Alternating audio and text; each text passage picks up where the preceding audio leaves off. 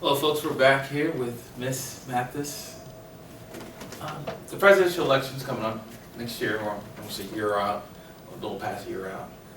How do you see the field, both sides, and you know, kind of what is your expectations depending on who wins for next year? I know, Lisa, I've heard criminal justice reform may be on the table next year. Paul Ryan, the Speaker of the House, saying, so kind of how are you seeing the state of Washington politics in the next year? At the presidential level, I think that Donald Trump is leading the field because he's willing to say whatever it takes to keep people's attention. And I think that's sort of an extension of our reality TV, instant gratification culture. Don't worry about the PC police. Don't worry about offending anybody. Just throw it up against the wall. If it sticks, it works. And I think what he will find if he's elected president, that being president of the United States will make you slow down and measure your words. Because the wrong word from the president of the United States can send the stock market into a tumble. It can send Al-Qaeda or ISIS into a frenzy. Your words carry a lot more weight than some ordinary person who's seeking to entertain us. Having said that, did you notice how he responded when Scalia made the comments about what schools African Americans should attend? Scalia said something, they need to go to lesser schools because they're less intelligent. That's not it, I'm paraphrasing, but for a Supreme Court justice to say something like that was pretty remarkable. But Donald Trump said that was wrong, he shouldn't have said that. So I think if you scraped away some of the P.T. Barnum exterior, you would find a guy who's a lot more thoughtful than he lets on. And I think he is doing the American people a disservice by not sharing his deeper thoughts with the people. I think he thinks there's a sucker born in every minute. Americans admire the rich and famous. I'm rich and famous, and so I'm just going to take advantage of them. Presidential politics. I think Hillary is prepared, experienced, honest enough to be president. Right. I think the odds are she will be president because there is a tremendous amount of women who want to see a woman finally be president. India, Pakistan, Israel, Yes. Germany have all had women leaders, Yes. and the United States has not. So I think that'll be enough to carry her into office. In terms of the Congress, I think it's more important that we get more of a balance between the left and the right in the Senate or in the House of Representatives, maybe than who goes to the White House. And I'm hoping that this election will generate enough interest so that we will go out and not just vote for what's at the top of the ticket, but continue on down through those governor's races and those district attorney races and some of those others, so we get a little bit better balance. And I guess that's what I'm thinking about politics these days. With all that being said, tell our audience, how did you become this honorable, talented, educated, Wow, that's smart, beautiful, Humble.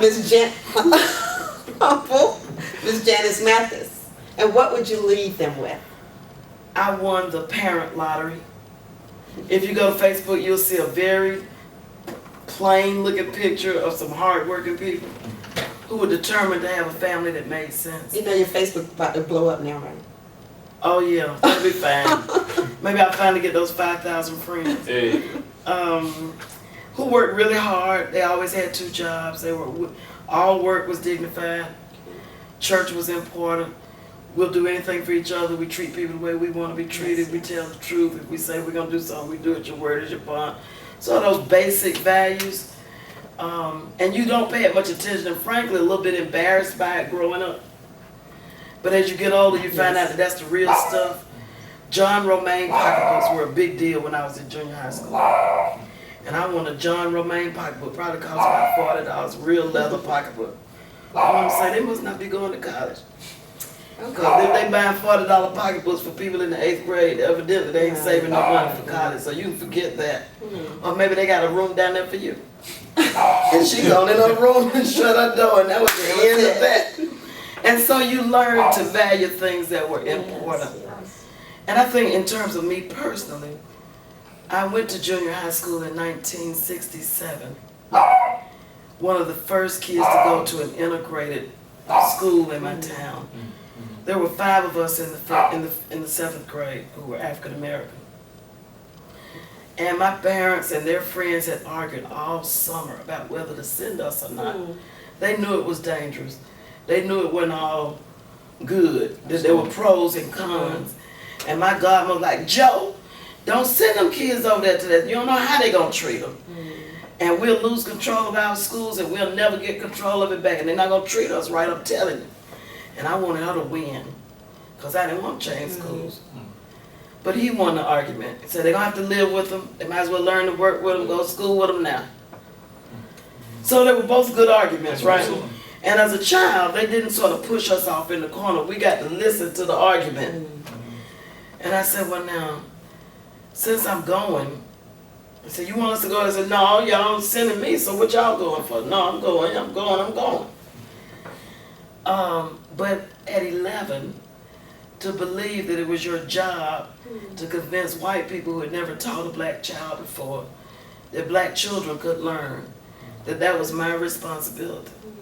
To go in there and be 5 out of 300 and make that point that you as good, as smart as anybody.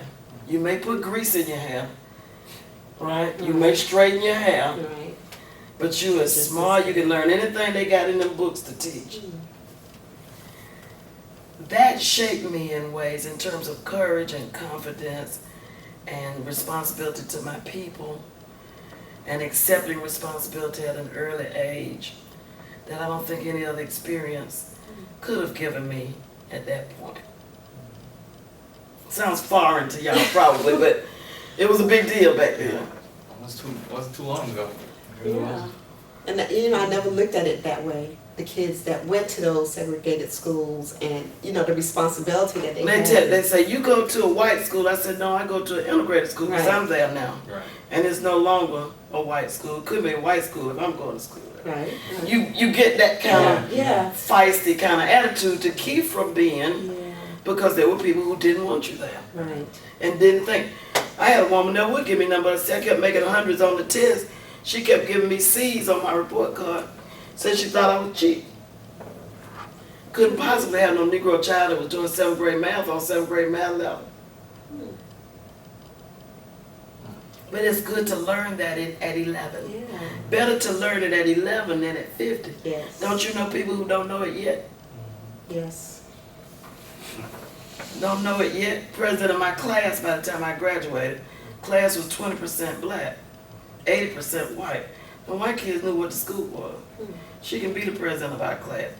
The grown folk come in there with a big old box full of awards.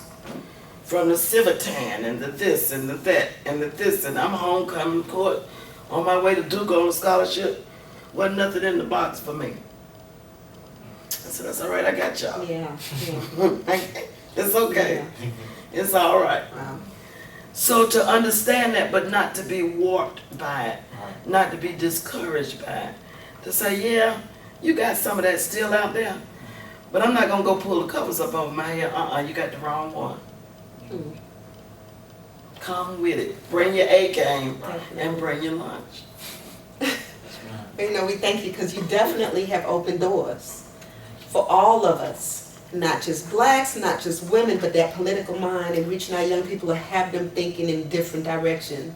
We thank you so much. It's my pleasure. Thank you for being interested. And sistersinlaw.blogspot.com. That's the blog. Yes. So we don't just want to see her on the blogs only. We still want her to have Sisters-in-Law, that legal advice program that Davida Mathis and Miss Janice Watts will call your radio stations. I'm telling you, it's going to improve them 100%. Let them know the benefit that comes with having that talk show on, okay?